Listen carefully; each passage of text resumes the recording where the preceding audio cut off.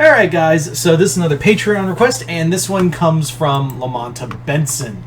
And Lamonta Benson asked me to do a this is going to be a fun one, because this is a top 10 list, or rather like 10 favorites. So yes, as you can see from the title, here are my 10 favorite 10 favorite Courage the Cowardly Dog episodes. But as always, if you guys would like to have a Patreon request done, just hit the link below, head on over to my Patreon, where you guys can send me requests for videos to do here on YouTube. But other than that, let's get started with this video. So, this is going to be a little different, because this is just basically not a top 10 list. These are my 10 favorite episodes from Courage the Cowardly Dog. And you may see some that you might expect from this, and some you might not expect from something like this. As always, if you guys think a episode should be on here or not, that's totally fine. No problem. I'm always curious to see what you have to say in the comments below, but this is just my personal favorites. Also, it won't be like the full episodes, it'll just be like that 15-minute part of it. So it won't be like both episodes in that. If it featured in with another episode, it's just going to be on its own. If that made any sense. I don't think it did. So let's get started with my 10 favorite episodes. Again, no order. There isn't like a top 10. It's just 10 of my favorite episodes from Courage the Cowardly Dog. So let's get started. So starting off, we have Human Habitual, Human Habitat, or Human Habitrail. It's been said different times. So this was actually the first episode I ever saw of Courage the Cowardly Dog. And when I was making this list, this was the one I was like, this is going to be on this list no matter what. And like I said, one of the reasons is, yeah, it's my first Courage the Cowardly Dog episode, but it's also really unnerving, too. If you don't know, this is the episode that features the character of Doc Gerbil kidnapping Eustace and Muriel with a vacuum that sucks them up and shrinks them, and Courage goes out to rescue them. This episode, I don't think this episode gets talked about enough. This is a low-key episode that I haven't really seen a lot of people, like, really get into, I've never really seen people like get it into this episode when they talk about 10 favorite episodes or a top 10 list for the show. This episode is creepy. It's it's underrated. I think this episode is super underrated. It is very has a disturbing vibe to it. Doc Gerbil is a very underrated villain for the show, even though he is a one-off. I do feel like he has enough presence. And the thing that really, always unnerved me, and I rewatched the episode before I did this review, because I was like, I hope it's not nostalgia. I want to, actually watch the episode and see if it's not nostalgia talking.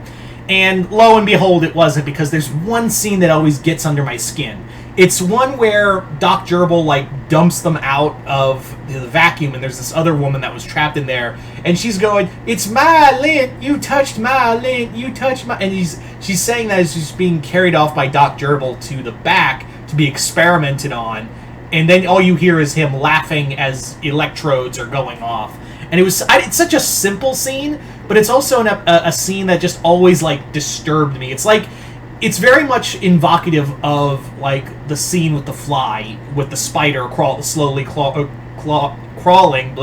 towards the fly. At least that's what it felt like to me. It's shit like that really gets under my skin. So there you go. Next up, we have the Tower of Dr. Jalost. This is another episode, when you think of best episodes of Courage, this is a lot of people tend to have on the list. It's a really good two-parter story where we have this really cool villain of Dr. Jalost and these basically depression bombs being shot out of a cannon. And Jalost is a really cool villain, underrated. The story does kind of end a little weak, I feel like, but it's in the vein of just how weird this show could be. So Jalost is a really neat idea. I love the walking castle. Also, Jalost has one of the best villain themes of the show. He definitely has one of the best villain themes of this series. I would even say more than Cats or LeQuack. Anyway, so there you go. Following that, we have The Mask. Yeah, this episode, you knew this episode was going to be on this list. Everyone has this as one of their favorite episodes in Courage the Cowardly Dog. The Mask is a heavy episode. It deals with domestic abuse, marital struggles, early LGBTQ representation. Because even as a kid, when I didn't understand what was LGBT or anything like that, I was like, oh, so they're dating. Like, even as a kid, I was like, huh, they're way more than friends, aren't they? So I understood even as a kid, like, okay, those characters are lesbians. So yeah, sorry, I lost my train of thought because I was like, huh, I feel like I'm forgetting something else. Like, this episode gets really heavy in, like, dealing with domestic dispute and domestic violence. And yes, it is animal people, but yeah, it's still there, and it's still unnerving to watch. It's also an episode which really gives Courage a lot of great storytelling for himself. Like, he gets to be the hero for people who are just kind of being nasty to him, where he could have just left them to die, but then he's like, no, I'm going to do better. So I like that. So The Mask was definitely going to be on this list. And even though this isn't top 10, this isn't a top 10, this is just 10 favorite. If I was to rank them, this would probably be in the top 3, definitely. Anyway, next up, we can sum up with Return the Slab or Suffer My Curse. Another episode a lot of people have on here. It's really hard not to talk about King Ramesses' curse as one of the best episodes. It's an episode we all remember of just that that uncanny valley thing of just that CGI mummy like talking to them. And we even as a kid, as everyone saw that, and we're like, Courage, just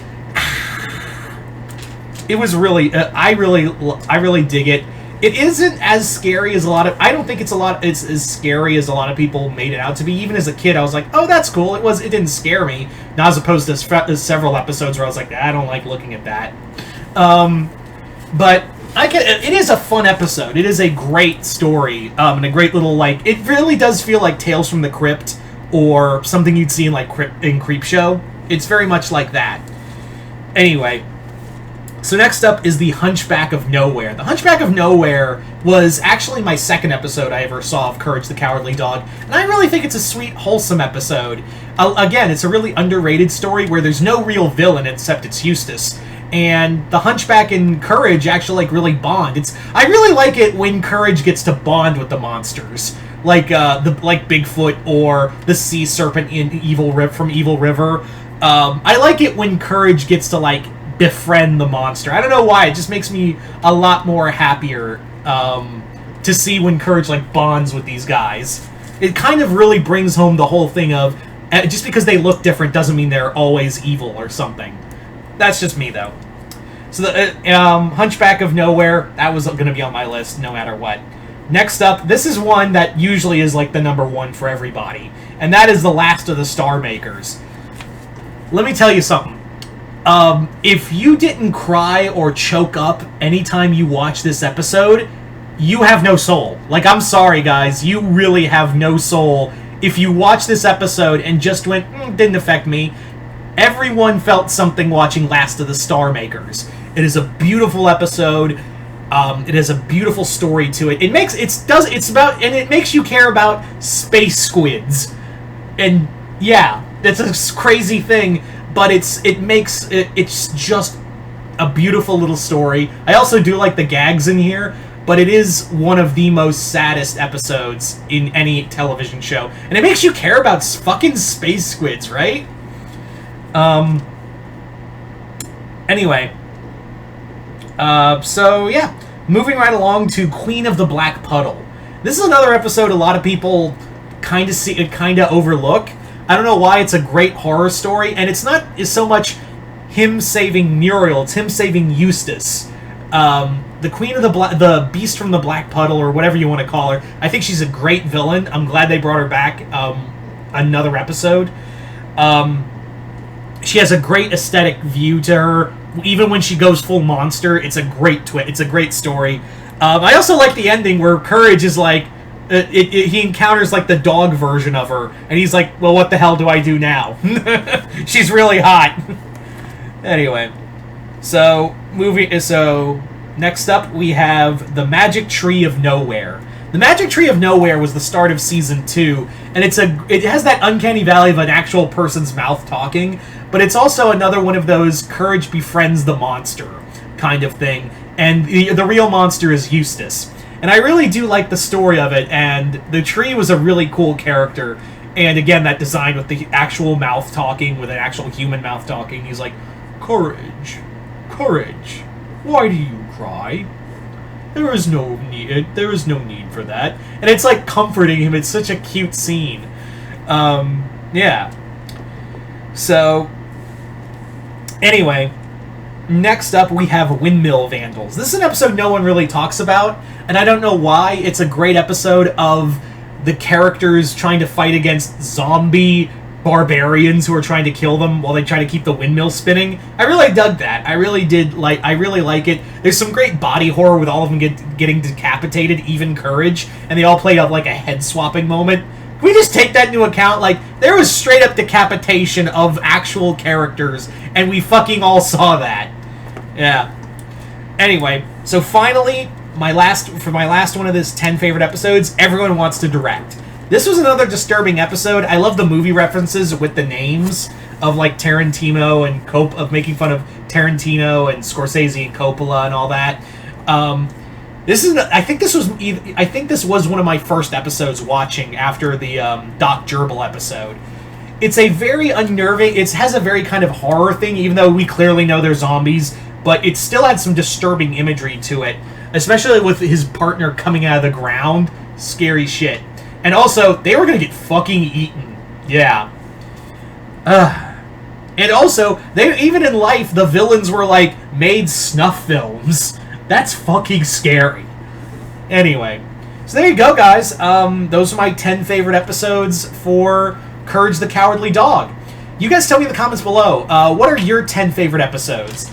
And once again, I'd like to thank Lamonta Benson for sending me this Patreon request, as well as their continued patronage.